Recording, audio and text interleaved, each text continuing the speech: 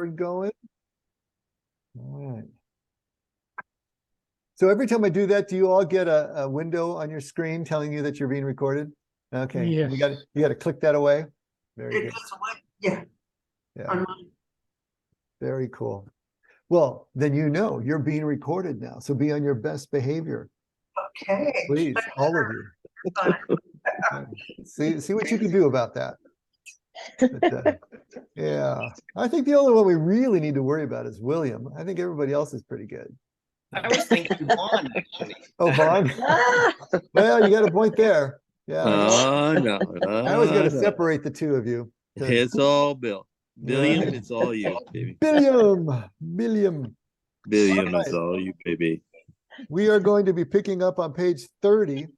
We're still in the second conversation. Once again, before we dive into the text, anybody got some things that have been cooking since last Wednesday? Anything you want to talk about? Anything that you been thinking about? Sticking in your craw? I'm all good with it. Okay. All right, so we're in the second conversation. This is Brother Lawrence speaking with his friend Beaufort and Joseph Beaufort. And kind of amazing to think that they're having these conversations, and I can't imagine that he was taking notes during the conversation. But I suppose as the conversation ended and Brother Lawrence left it, maybe he sat down and started furiously scrawling some notes to try to remember everything that was said, because these are fairly detailed renditions of the conversation. But he certainly did not have a digital recorder. So how he accomplished this, Brother Lawrence really must have impressed upon him the importance of what he was saying. So it's great that we have these. He's been talking about in the last couple of pages, talking about his way at coming at God. And each paragraph, it kind of starts with the word that, if you notice, it's that, this, and that. So he's just talking about that Brother Lawrence would approach God this way or that way. And this is the way he thought about this and that. So he's giving us kind of a sketch here of the various ways that Brother Lawrence came at this practice of presence. And it's kind of interesting. We've been talking about the highs and the lows, and the positive things and the negative things, the things that are descriptive and come through his culture and his time that we do not need to emulate. And then the things that are prescriptive, the things that are really evergreen and speak to all of us at any time. And so we've been making that distinction as we go through, trying to separate out that which is cultural, religious from that time, and maybe not even necessarily that healthy in terms of the way he looks at things. But as we mentioned the last couple of sessions, one of the geniuses of Brother Lawrence, I think, is that he can transcend his time and space, his culture, what he was taught religiously, and just kind of the mindset of medieval France. And even though he will speak in terms of that mindset, and especially in terms of the suffering that is necessary to come to God and so on and so forth, at the same time, what he's finding is joy. And he never despairs of God, no matter how much he self-deprecates, no matter how much he puts himself down and calls himself a wretch or a lummox or any of these things. Because remember not Brother Lawrence's, Richard Rohr's book, Falling Upward, he was talking about mirroring in that last chapter. And what I imagine is that Brother Lawrence sees himself mirrored perfectly in God's presence. So even though he feels about himself that he's at the bottom of the barrel, he still sees God's love for him being mirrored back in that presence. And I think that's what sustains him. That's what buoys him up, even as he's going on a rant about, how he's the worst sinner he knows or whatever it may be. But in the next breath, he's back hanging with God. And he finds that connection that brings him through. I think for all of us, if we can get that much, that would be amazing, because life has a way of beating us down. Life has a way of taking away our sense of self-esteem, identity, and to be able to still see ourselves mirrored back through perfect love would be something that will help us to persevere and to sustain ourselves.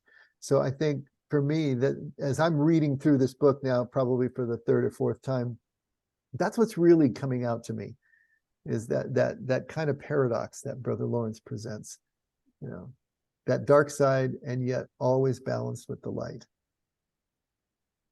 So tonight, what I thought we'd do is start. I'm not sure if we're stepping back a paragraph. We might be, but right in the middle of page 30, the paragraph that starts that our thoughts spoil everything. I want to start there. I think that's where we left off last week, and pick up this train of thought of the different ways that Brother Lawrence comes at God. Okay. Any other comments before we dive into the text? Okay. Hi, Ellen. Ellen's here. Hi, hello. Well, Good I wanted to add too, you say, he did, Beaufort did not have the digital. To me too, he must have a very good memory, because I could just imagine he cannot write as fast as we do with a ballpoint pen. He has to use the quill to dip the ink, right? Uh-huh. That takes time to write it all down as fast as he can. Yeah. Yeah. Yeah. Hmm. Yeah. I wonder if he's writing about the gist of what is said, and maybe he fills in the blanks. Well, obviously he's paraphrasing, right? I mean, these aren't Mm. direct quotes. He's paraphrasing, but there's a lot of material here, over these 4 conversations. And so, yes, he must have a very good memory, or maybe he did make some notes, but I can imagine him wanting to get writing as soon as possible while the ideas are still fresh in his mind from each of these conversations. Don't have any information about how it went down, but he did a pretty good job. Dave, I'd like to submit that I'm very impressed by the fact in the start of the second paragraph where it says that as he knew he must love God in all things, and as he endeavored to do so, he had no need of a director, but a great need of a confessor. And so he believed very strongly in God and followed that, and felt a great need for confession, to go to confession, and very much very much Catholic in that regard. Mm-hmm. And as you so eloquently shared last week, that that was very much a normal sacrament. That it still is in the Catholic Church, of course, but that he had a need to be able to share that or confess that, if you will, because I have to say that I never really, in my Catholic upbringing, I never always looked at confession as a confession of wrongdoings. Oftentimes, I would go to confession and just share thoughts with the priest in the confessional. And I don't know that I was ever fully impressed by the response I got, but later on, I took it as a response from the position of the priest, and I hate to use the word dogma, but that's what it is. Mm-hmm. So, but he was aware of the fact that he had faults, and that and he, as it says, he was dismayed by that. But and this says, then he confessed them to God and didn't ask him to excuse him. But and I find it interesting that he said he confessed him to God, not to a priest or to a monk, but to God, and that said a lot to me. Speaking directly to God, and I'm very impressed by that. And of course, I'm very impressed with Brother Lawrence. Yeah. Was, as they were saying, not a well-educated man, but certainly a man who was very well aware of his spirituality. Absolutely. That's great. You went to confession just to trade thoughts with the priest. I only went when I absolutely had to. So you got one up on me, buddy. That wasn't always, by the way. All right. Well, let's One look- thing, sorry, Go ahead. when John was kind of pointing out that paragraph again, I might have misunderstood because I guess the way I interpreted that second paragraph was that as he endeavored to do so, that he must love God in all things as he endeavored to do so, he had no need of a director, but a great need of a confessor to absolve him of his faults. I thought he meant that he wanted a fellow priest, but is he looking to God as being the confessor then? No, he's actually going to the priest. And remember, Brother Lawrence is not a priest. Brother Lawrence is a monk, and there's a difference. Monks Okay. are not all monks are priests, and not all priests are monks for that matter. Right.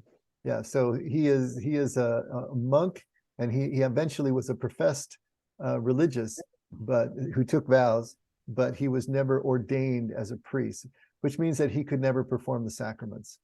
Gotcha. Okay, so the sacrament of confession, he would need to go to a priest for. And, one priest can go to another priest for confession as well. But yes, he didn't need a human spiritual director because he was going directly to God. And that was all the direction he needed. But he did need to go to a human confessor in order to obtain the sacrament of confession. Even though in the next part of the paragraph, he's still confessing directly to God as well. And Right. he's completely aware of God's forgiveness Hmm. at the same time. But he's I think doing both. I think the thing that really I was amazed by that he was very aware of his faults and was not dismayed by them, and that he confessed them to God and did not ask him to excuse them, but that after doing so he returned in peace to his usual practice of love and adoration. I can't say that I had that same experience as a young Catholic, going to a priest and confessing sins and then getting, a certain amount of rote prayers to say.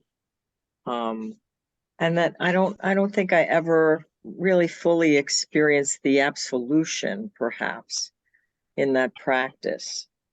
And that was one thing that really caught my attention. Mhm.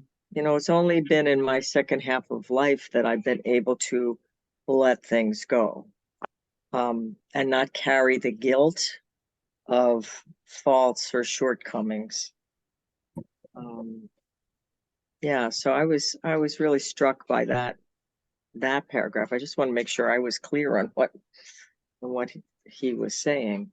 Yeah. Well, basically, he quit all forms of religious ritual except that which the rule of his house obliged him. So the Mhm. things that he had to do, he did, Yeah. and confession would be one of those things. But he felt he needed confession because he was such a sinner, he was such a wretch. Mhm. But he didn't need a spiritual director because, he had God's presence all about him. And it's a real interesting combination. Here's that paradox that I was talking about at the outset. That his faults did not dismay him. He wasn't worried about them. Yeah. He knew that his God was in love with him, Yeah. and so the faults didn't matter. And so he was able to balance that in a way that, as you say, Judy, it's really hard for us to do. But later on in life, you're getting the knack of it and Yeah. being able to let these things go. But especially in the first half of life, we're so identified with our accomplishments and how we perform, that when we perform badly, it's devastating to us. Yeah. But later in life, when we start to realize there's this deeper self that is perfectly mirrored in God's love, then we can endure our faults and our shortcomings and our vulnerabilities in a whole different way. Right. So, It is about the love of God, just having a new experience of that in my own later life. Mm. That Yeah. has allowed me to just kind of let them go and just realize that I'm accepted. I'm loved just as I am. Mhm. That's it. That's everything. That's the good news. Yeah. The good news is Dave, there is no bad news, right? Right. this thought kept coming up for me this week, and something you had said months ago. We keep trying to be special. We keep trying to stand out in some way, thinking that that's going to be the key to the gate of heaven or something like that. And I think you said that the entry point is recognizing that we are not special, that we are like when we can relate to the fact to what's common in all of us, common in all humanity, like that's an easier pathway to entry than Mhm. thinking I'm a good Christian or I'm a good whatever. Mhm. So I'm kind of having that image of Brother Lawrence where like just the wretchedness of just being a human Human. being. Yeah, Right. and I'm glad you brought that up, William, because that really is the key, isn't it? I mean, since we are clueless about this concept of degreeless love, that there Mhm. really is a love out there that has no degree, is just perfect. And anything that is infinite always looks the same. Mhm. You can't measure it, it always looks the same. And so this love is always the same from our perspective, and from God's too.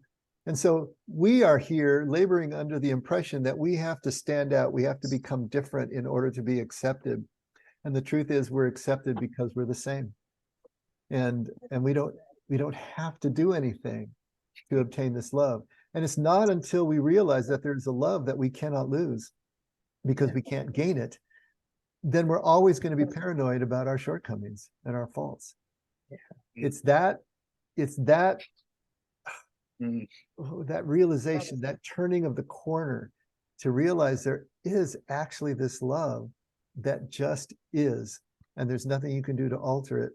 That is the key to everything that follows. And I believe, of course, this is the key to understanding Brother Lawrence, how he can hold in one embrace both his own wretchedness and also that he's God's best friend at the same time. And even if he found himself in hell, which he believed he was going to those first 4 years, Mhm. that it would be transformed into a paradise by the presence of his God, because there's no place he can go that God isn't. I mean, this is profound stuff, and yet it's so simple at the same time. You know, Yeah. you're never going to get a big treatise out of Brother Lawrence. It's going to be very simple statements, like the Desert Fathers and the Desert Mothers, you know. And but this is the key to it all, that living in that paradox. And the idea of being special, doing special things to be special in the eyes of God, if you will. That just takes me back to what Brother Lawrence said. You know, to let our actions become our prayer, and our prayers uh, are estimable acts, Mhm. and performing an estimable act can simply be, in my estimation, by being kind to someone. And when I was talking earlier about the fact that I didn't always go to confession to confess my god awful sins, you know. One time I went into confession, and I actually asked the priest how he felt about not being able to marry. His response was over my head at the time, but as I recall, it was more dogmatic than anything. And yet I sensed a sense of frustration on the priest's part. And you know, he had become a family friend and had come to dinner and that sort of thing. And he used to go to the gym with my brother-in-law, and my brother-in-law used to say he told the dirtiest jokes he'd ever heard in private. And I think maybe just to try to either humanize him or just make him special. I don't know. But the thing to me, that this whole thing talks to me about Brother Lawrence's actions becoming his prayer, becoming prayerful. And I mean, I am so not only blown away, but impressed and really overwhelmed by that existence that he had. Because, you know, as we well know, as we all know, he was not a well-educated man, nor was he intelligent. However, he was he conducted his life with a great deal of esteem and love of God, and let that be his guide on. And I think that's what this whole page, that, you know, after reading this whole thing to the end of the next page, is what I see in him. He didn't need to have a degree. He did not need to be ordained. He just needed to be in the presence, as we say, the practice of the presence of God. And I mean, and I'm thoroughly enamored and impressed by that. And 400 years before Brother Lawrence, you have Francis of Assisi, who refused to be ordained. He didn't feel he was worthy to actually be a priest and perform the sacraments, and so he remained a deacon his entire life, even though he was the founder of an order which grew pretty significantly in his own lifetime. But when he was offered the priesthood, he refused it. And so again, you have that same kind of humility, that same kind of self-deprecating humility in these great mystics. And I think that just speaks to the theme, you know, to be special in the eyes of God is to be the same as everybody else. There's nothing we need to do, because God's love sees everybody exactly the same. You know, we all get paid the same no matter when we show up to work. The sun and the rain fall on the just and the unjust alike. It's a complete reversal of everything that we've been trained to understand or believe in life, both by the church and by our own secular society. Yep. So we really are swimming uphill if we're going to understand God's love to this level in depth. All right, let's forge a little further ahead. Can I add one more? Can I add one more to the conversation? Yes, you may. Absolutely. This is my conversation with God by myself, because I'm doing the 12 step. So we finished step 4. For those who don't are not familiar, so step 4 means you know, I acknowledge my flaws, and then we're going to step 5. So here I am saying, yes, I do have this arrogance. So I have to say, yes, that's, you know, I have to tell myself the humility, be humble. I am not better than somebody else. Okay. Then I have an argument with God. I said, but you made me stubborn and argumentative. So when I read this paragraph that says, he's not by his fault, he's very sensible, he's not discouraged by them or dismayed by them, I don't feel dismayed, because I said, you made me to have this personality. Is that a fault? And because one of the things too, in the step 4 with my sponsor is saying too, is that you have to be true to yourself. And I said, what's the difference of personality versus the other things? So if Brother Lawrence can accept himself with his faults and not be dismayed, he is accepted that way. You know what I'm saying? That's the quandary I have. Okay. Is being stubborn a fault? Well, what are you going to do with your hammer? My hammer? I don't understand. Yeah, your hammer. Are you going to build a house, or are you going to hit someone over the head with it? It's the same hammer. It has the same attributes, Well, but what are then you I'll going to put do with it? then I'll put it to a positive use. Exactly. So Wow. your stubbornness can also be perseverance. It can be steadfastness. You know, it can be the stick-to-itiveness that is needed in order to do all sorts of good in the world, or it can just be a pain in everyone's rear. And so that's up to you. Yes, you were born with this quality, but what are you going to do with it? And so that's going to be the key. And I think we're only free to really do the good with our attributes and our traits, and to be the best version of ourselves when we have this love in our back pocket, because now we're free to be that vulnerable. We're free to be able to just give and let things flow. We don't have the need to try to dam up the flow. We don't need to miser and squirrel things away and save it for a rainy day, because we are trusting more and more that no one's ever going to turn off this flow. Doesn't matter how much we give away, it's always coming in the front end. And so that's again that love that allows these traits that, when we are, you know, on the shadow side, are very negative and very damaging to relationships. But as we free ourselves up through this realization of this source, then it all starts to work for good. Oh, thank you. That sounds so forgiving. Ain't that the key? But I like the way you presented that, Helen. I mean, you had the grit, right? The stubbornness that can Yeah. be a strength there. But you're acknowledging that this very quality is part of your human frailty, essentially, you know, which kind of ties it all together. Yeah. That's why I keep showing up at my Bible study with the ladies. Because you're stubborn. Yeah. You're not going to give it up. And I That's great. persist, actually. Keeps you sharp.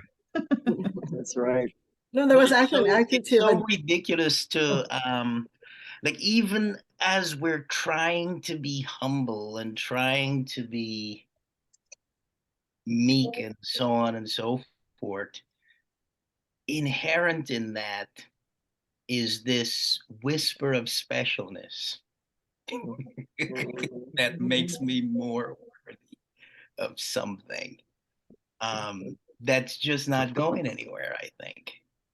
But That could is that so be, true, William? So true. Go ahead, Ellison. could that be like, maybe if you spin that specialness as like a purpose to fulfill, that maybe like everyone's a little bit different? Could that be the uniqueness and the specialness we feel is like we're on this path, right? And not everyone's is the same, and we are all the same, right? At the end of the day, we are all love, but that specialness, could it be like our purpose, you know? That's I mean, just I get what you're saying, but I still feel like there's some ego in there. Oh, ego. Okay. That is, you know, it might even be like, it's almost like, even as we're seeking enlightenment, right? There's still an I that's seeking enlightenment. You know, even as I'm trying to let go and I'm trying to move past my ego and surrender to the Holy Spirit, there's still an I that's trying to do all of that. That's just a perpetual fly in the ointment, I guess. You know, Richard Rohr is huge on what William is just talking about. Remember when he was, I think it was still in Falling Upward, where he's saying that so much of today's spiritual formation and spiritual development is really about self-development. Remember when he was talking about that? And he said, in that self-development, it's still a first half of life endeavor. You're still trying to lift yourself up. You're still trying to accomplish something. You're still trying to stand out in the crowd with your self-development. And it's not until you really get into a second half of life perspective that you realize it's not about developing the self. It's about relinquishing everything you think it means to be yourself in order to find out who you really are. It is such the opposite experience. You know, I remember feeling this so strongly. You know, I always thought it was a leaning forward and a grabbing by the throat. That's what I was trying to do with my spirituality, because that's how I had gained anything else in life. You know, this leaning forward and grasping. And then when I started to realize it was a pushing off and falling back is the way it felt to me as I started to really move into a contemplative stance. It was so different, and it felt like nothing. It felt like giving up. You know, I think Bill was talking about that. It felt like mediocrity. You know, it felt like I wasn't working anymore. I wasn't doing anything anymore, and I resisted it.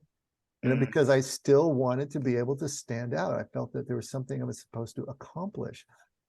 But it is so wu wei. You know, the Chinese do not do, doing by not doing. You know, it feels so different that you actually accomplish what you're trying to accomplish when you let go of accomplishment. You know, so put that in your noodle and smoke it. You know, it's just, it is so, but isn't that basically what Jesus is saying? If you want to find your life, you have to lose it. I mean, it's the exact same concept. And yet we kind of gloss over it on our road to self-development or enlightenment or whatever it is we are seeking. But remember also, Thomas Merton told us that those who went out into the desert fathers and mothers, those who went out into the desert to find something like we're talking about, they went mad. They went crazy. They couldn't handle the silence and the solitude because they were still seeking for something that was ego-based. But those who really were relinquishing, they could flourish out there. And so it's such a different animal, and it's really hard to even conceptualize. But when you feel it, you start to know it better. And that doesn't mean that you just change overnight. You know, this all comes off in layers. You know, my stone is not yet smooth, even though I know what I know about the experience, but I know that I'm still fighting it at the same time. You know, so it's a tough one to really let go and realize that we are all the same, and yet, as Allison says, we're all unique as well. But that uniqueness is not what allows us to be approved or disapproved. It's the sameness that is already approved. We're already approved because we're here breathing, you know, and for no other reason.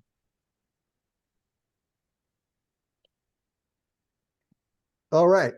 Can I read something now? Okay. Go for it. All right. So that middle paragraph, that our thoughts spoil everything, that the trouble begins with them, but that we must be careful to reject them as soon as we perceive they are not necessary to what we are doing at the time, nor to our salvation, and resume again our conversation with God, wherein we attain our greatest well-being. So if you think about that in terms of what we were just talking about, what are our thoughts? Our thoughts are the expression of our egoic consciousness. Our thoughts are our expression of our aspirations, our preferences, our aversions. It's the expression of everything that we are willing into existence, if you want to take a look at it that way. That's why they spoil everything, because they're the opposite of that relinquishment and just falling into God's embrace, falling into that presence. So the trouble begins with them. We have to let them go, reject them as soon as we perceive they are not necessary to what we are doing. So in mindfulness, the only thought in our head should be the one that's on the task at hand. And when we even transcend that, then we're simply aware without even thinking about it. We are aware of what we're doing, but we're not even thinking about it. But at least if the only thought in our head is on the task at hand, then at least we are focused in that respect. But eventually we get to the point where we're just in the flow and we're not thinking about the flow. And so that thought process, he recognized as the thing that is separating him from God. Richard Rohr talked about the I-thou relationship of Martin Buber. And we talked about it as being subject to subject, as opposed to I-it relationship, which is subject to object. As soon as we're thinking about the object, now we're separated from it. But if we let that go, then it becomes subject to subject in just presence. And that's what we're trying to achieve here in this practice of presence of God. So what he's talking about here is very psychologically sound, right? Well, that in the beginning he had often spent the entire time allotted to prayer. Okay, this would be the set prayer that he is obligated to go to, in resisting his thoughts and then relapsing into them. So here's Brother Lawrence doing the same thing that we fight, right? I mean, how many times have you sat down to prayer, sat down to meditation, centering prayer, or just sat down to read a book? And your thoughts keep taking you away, and you're spending all your time trying to bring your attention back to the last sentence that you just read. So in the beginning, he'd often spend entire time allotted to prayer in resisting his thoughts and then relapsing into them, that he had never been able to pray by rule as others do. So that would be the ritual. That would be the rule of prayer that he was obligated to do, usually in groups, right? That nevertheless, at first he had prayed aloud for some time. That would be reciting the prayers, kind of those rote prayers Judy was talking about that you got after confession. Yeah. Nevertheless, at first he prayed aloud for some time, but that afterwards he could not recall what had happened. Now, that can mean a lot of different things, but to me, it's kind of that road hypnosis where you're driving down the freeway and you realize you passed your exit 4 exits ago and you don't know how you got there. You know, he'd go into that kind of reverie, just reciting the prayers, but he wasn't really present anymore. That's what I take from that. And I think we've all had that experience, haven't we? You know, you just start doing something by rote and you're not there. And see, that's not presence. And maybe that's another distinction for us to make. Sometimes we think, oh yeah, it's kind of like where I just get so lost in something that I'm no longer there. But presence is hyper aware of your surroundings. It's even hyper aware of the thoughts in your head, but you're not choosing to focus on any of them. And so it's a hyper presence. You're not in a trance. You're not hypnotized. You're not, out to lunch. You're very aware of what's going on, but you're not bringing your ego down as a curtain between you and what you're aware of. It's just you and everything. So it's a different kind of experience. Is that distinction making any kind of sense? Now, this next paragraph is interesting, kind of like Francis of Assisi, right? That he had asked to remain a novice always, not believing anyone would want to profess him, and unable to believe that his 2 years of novitiate had passed. So when he went through his 2 years of being a novice in the novitiate, he just asked that he could just remain a novice because he didn't feel worthy of actually being professed, of actually taking the vows and becoming a full member of the community. Just like Francis refused the priesthood. There's that humility again. That he was not bold enough to ask God for mortifications, that he did not even desire them, but that he was well aware that he deserved them, and that when God sent them to him, he would give him the grace to endure them. Okay, so we're back to mortifications again. So what are the mortifications? The mortifications are the techniques or the happenstance in life that would deaden the flesh and therefore deaden that sinful nature the way they saw it at the time. And so fasting was a form of mortification. You're denying your body food and the pleasure of eating. Abstinence, sexual abstinence, or abstinence of anything that you enjoy. Kneeling for long periods of time. I remember going to Mexico City when I was a kid and standing in the courtyard before the Basilica of Guadalupe. And these pilgrims were walking on their knees across the entire courtyard to get to the actual doors of the Basilica, which was like a football field or longer. You can imagine their knees were bloody over these uneven stones, walking on their knees all the way across this courtyard to get to the shroud of Guadalupe. So kneeling for long times, hair shirts that we were talking about with William, right? The hair shirts, the silice, the self-flagellation, those were all voluntary ways of mortifying your flesh. But he's saying that he didn't ask for any of these. He didn't practice them himself. But he also understood that there could be natural mortifications. Now we talk about that he had a bum leg. Oh, he had gout so bad that it abscessed and it bothered him for the rest of his life. He never really was healed. And he actually died from pleurisy. And so that's a very painful illness. And he had that for several years before it finally killed him. And so he considered those mortifications, but they were natural ones. They were just ones that came to him. But he didn't actually go looking for these himself. So he was not bold enough to ask God for mortifications. You know, some people would pray and then they would know what to do, how to mortify their flesh, that he didn't even desire them. He didn't want to go this route, but that he was well aware that he deserved them. And when God sent them to him, he would give him the grace to endure. And then at the top of the next page, that all the mortifications and other exercises are useful only insofar as they bring us to union with God through love. Huge, right? That after having given much thought to the matter, he had concluded the shortest path to God was by a continual exercise of love, while doing all things for the love of God. So here we see Brother Lawrence making a turn back into what we would consider the light, right?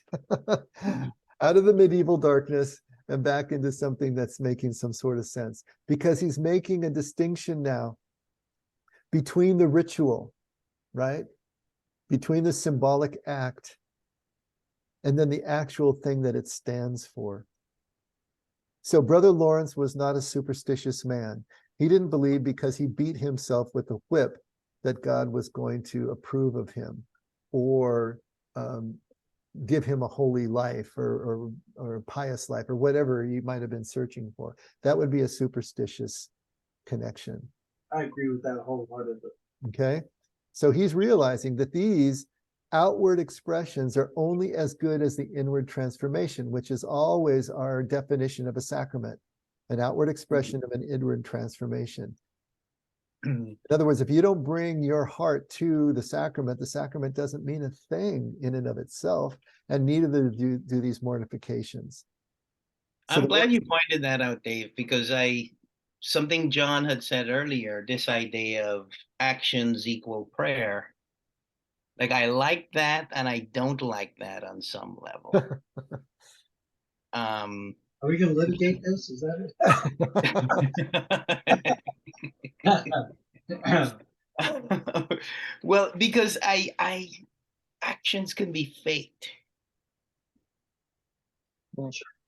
And you can present a certain way, but your internal motivation, where your heart is and what's the reason behind the action, is completely different. Like I'm working with a client who, she was dating this guy who showed up with the roses, and he would hold the door open and he would pull her chair out at dinner and so on and so on and so on.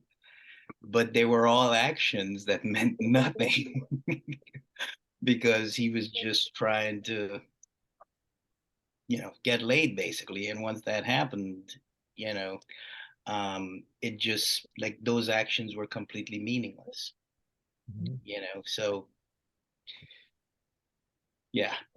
But those, go ahead, Allison, go ahead. Those actions weren't made out of a state of love, though. Exactly. Like, Right. but you can tell the difference when someone's in a state of love and they're just being, unfortunately in a completely egotistical mindset where it's like greed and, all the things. I mean, I get what you're saying because that's true. And then I also agree with the fake it till you make it kind of thing where people like sometimes when you're like feeling really down on yourself and you're like, you got to just sit in the mirror like, I love you, I love you, I love you, or like get dressed up or whatever it is, because eventually it becomes reality. But yeah, anyways, that's all. Mhm. But I Again, want to we point have out an example. This happened to me and my daughters. So one is, I have to get up at 6 a.m. to drive her here, senior breakfast, and I resent it. But I think there has to be, like, Allison said too, there's that love. I said, because I love her, I will do this. Right. This is for her. The other one too, and it's a big eye opener for me. So my other daughter was dating this guy. I dislike him. And like the other guy, one that she said, oh no, I don't like him anymore. Okay, I like Diego better. I don't. So the counselor said, Ellen, because you love your daughter, you show respect to this boy, whether you like him or not. And that was a big eye opener for me, because otherwise I would have been, he's here again, and my eyes would probably roll. So I had to have that self-control and say, I love my daughter. I have to respect him. And it lasted 1.5 years. So she's on to the third boyfriend. So I think that's what it means by those actions actually are, to me, are prayers too. Saying, God, show me how to be more loving and kinder. It doesn't mean I accept or agree, but that's just the way it is. Well, in that first paragraph on the top of page 31, and Dave alluded to it, that Francis was not into the mortifications, and I've aligned myself with him in that regard for some of you, and part of the reason I took his name as my confirmation, because to me at the time, in my level of understanding or lack of at the time, was that he was all good all the time, and he didn't have to self-flagellate himself with leather strap over his back, and but it was internal, and it was real, and it was not for show. I always kind of looked at, and I used to see videos of people in the Philippines, with the straps, and blood down their backs. I thought that was useless. I thought that was mortifying to me, but not in the manner in which it would gain grace. I've never believed that. I've never believed in self-flagellation in that regard. And we've had those conversations, Dave, about my personal beliefs with regard to that. So upset out of me. Well, once again, it's not about the actions themselves. William said, those actions can be faked, and so they don't necessarily. And then Allison said the same thing, if they're not in love. But sometimes the actions can be absolutely sincere. They're not being faked. The adherent is absolutely sincere, but they're still doing it as a means to another end. And maybe this is a way to distinguish. If these actions are meant to bring in another outcome, rather than just being an end in themselves, that they are the means by which we just let go and abandon ourselves to God. I suppose if self-flagellation was the way that you went into a meditative state, okay, that's the way you do it. But if you're doing it in order to get into God's good graces or to be blessed by God, well, now it's just a superstitious act. We're back into that kind of quid pro quo sort of contractual arrangement with God. And I think that's a major difference as well. Why are we doing what we do? If you are doing centering prayer as a way to get brownie points with God, and or as your own self-development again, so that you can stand out, you can be special, you can be different, you can be one of the anointed ones. Well, then, as Jesus would say, you have your reward in full.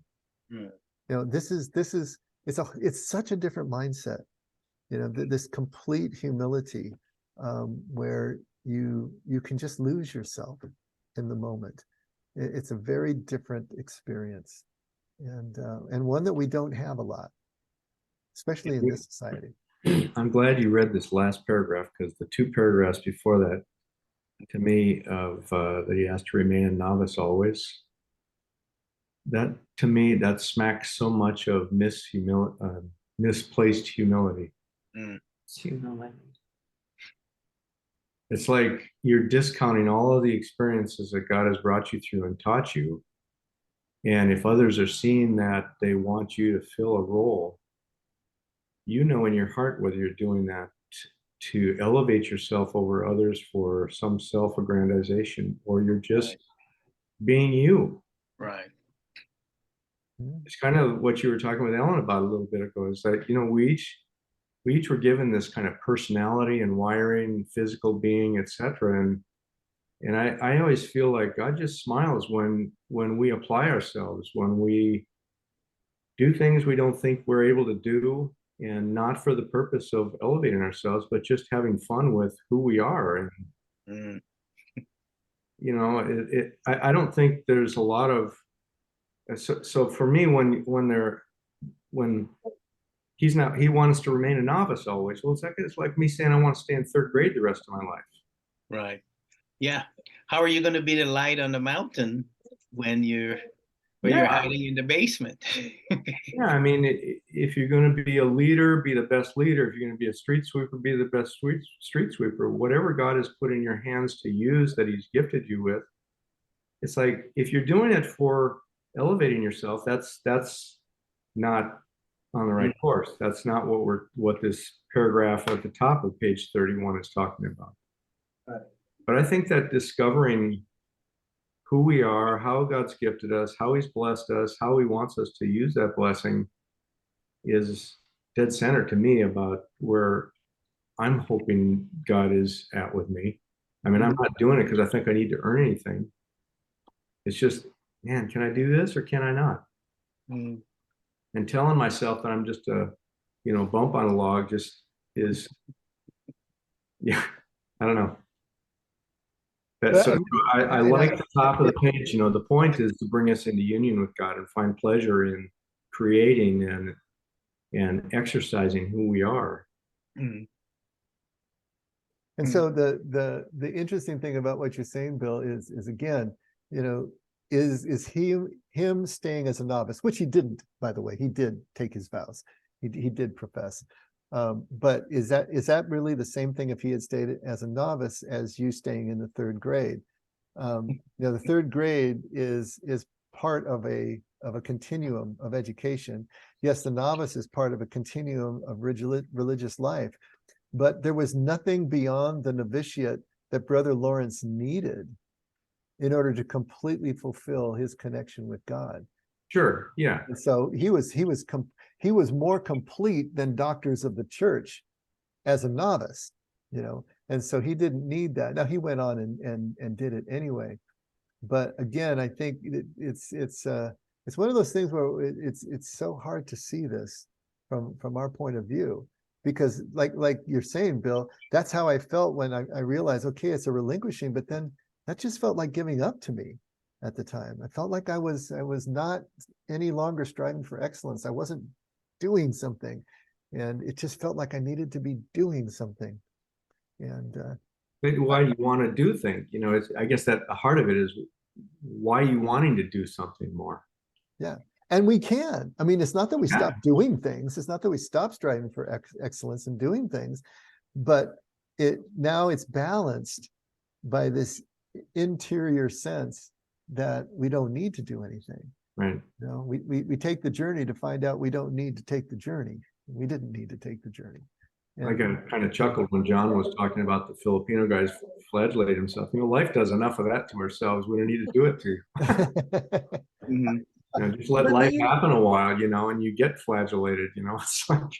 Yeah, but not only that, because I was born in the Philippines, they kneel from the entrance of the church to the altar. They kneel and walking. Not only that, they put grains of rice. The other thing too, I think I kind of get what you're saying too about Brother Lawrence remaining in the novice, because I remember I used to work with this pediatrician, and she's this wonderful lady.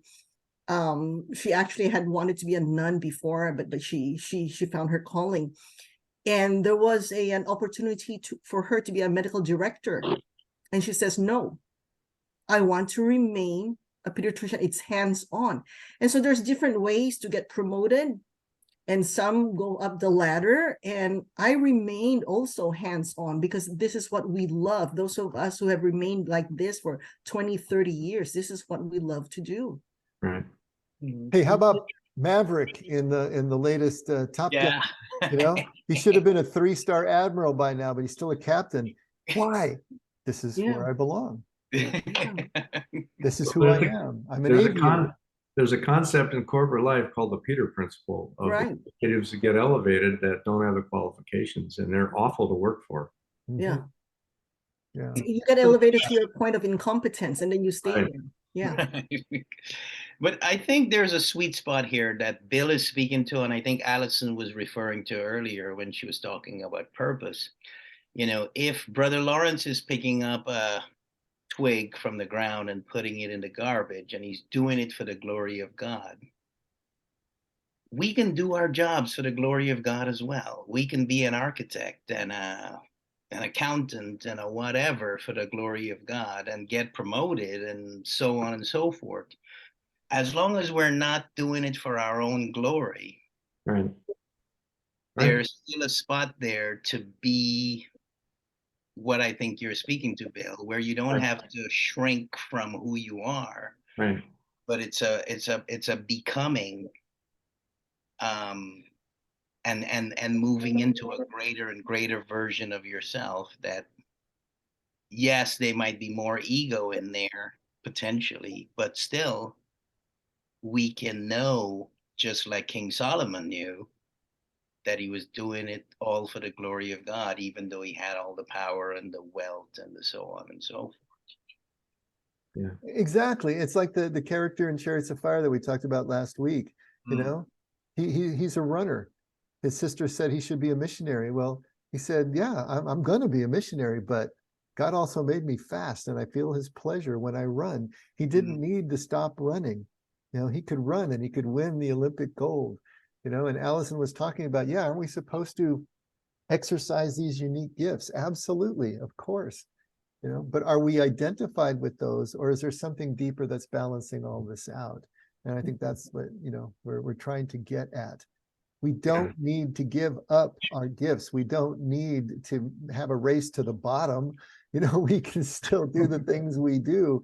But and then, you know, as you make this switch internally, people can still look at you and think you're just as much a workaholic as you ever were. Mm-hmm. But interiorly, you know that the tail is no longer wagging the dog. You feel the difference. Now you're working hard and you're still striving for excellence, but it's for a whole different set of reasons, and you experience it differently. But you still take pleasure as you run, and you know that God does too. And Dave, I You would can just have add, both. I Go would ahead. add just a little piece to that. At the end, when you're kind of in your sunset years of your knowledge and your gifts that you've been giving, sometimes it's also gracious to step aside and let those new, fresh, young, energized people you've been training and working with share their gifts. And your gift is also to let go and to say, you are now the next generation. You know, we pass the torch to you. I mean, that's kind of an interesting way of saying, you're sharing a gift as well by, I've done all I can and now I'm moving aside. So my ego is not here as much. I can let go. Sometimes it's healthier to do that. That's perfect. Absolutely perfect. Let me read this last paragraph because this closes off the thought, and then we'll have a good starting point next week. He says that all possible mortifications would not erase a single sin if divorced from the love of God, that we should await without anxiety the remission of our sins through the blood of Jesus Christ while trying to love him with all our heart, that God seemed to choose the greatest sinners rather than those who had lived in innocence to bestow his greatest graces on. For by this action was clearly revealed his ineffable goodness. And so you kind of get, you know, there's still some more of that atonement theology in there, right? You're still seeing that. but also with this understanding that it's all about God. And maybe that's another way to put it, for Brother Lawrence, it's all about God and not about him. As Jesus said, I and the Father are one. I don't do anything on my own initiative. I only do what the Father does through me. It's that same idea that we do our best when we're just getting out of the way and letting this energy flow through us, letting God's Spirit flow through us. It's a whole different way of looking at things. So there's a balance there. It's not necessarily our balance, and it's fraught with a lot of questions that we need to ask, but there is a balance there. And it's a balance that we're all going to need to strike as we move into the second half of life. Okay. Getting late for Anya. We already lost Chris, it looks like. Thanks for hanging in there, Anya. It's great. And you too, Billiam. Okay, so I will be back where we leave tomorrow, and we'll be back on Monday. So Tuesday and Wednesday are still on for next week. Usual bat time, usual bat channel. And I will miss you all on Sunday.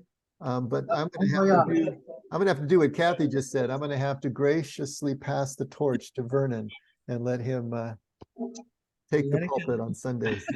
So you all are going to be in Vernon's hands. It's a little bit of a scary thought, but it should be very entertaining. Yeah. Have a wonderful I'll time. tune in just for that. Vernon is definitely like a support box him. of chocolates. You never know what you're going to get. So this will be interesting. Have a great trip, Dave. Thank you so much, Have a everybody. wonderful trip. Really enjoy it. All right. And thanks for, Scott, go ahead and close us in prayer, would you, buddy?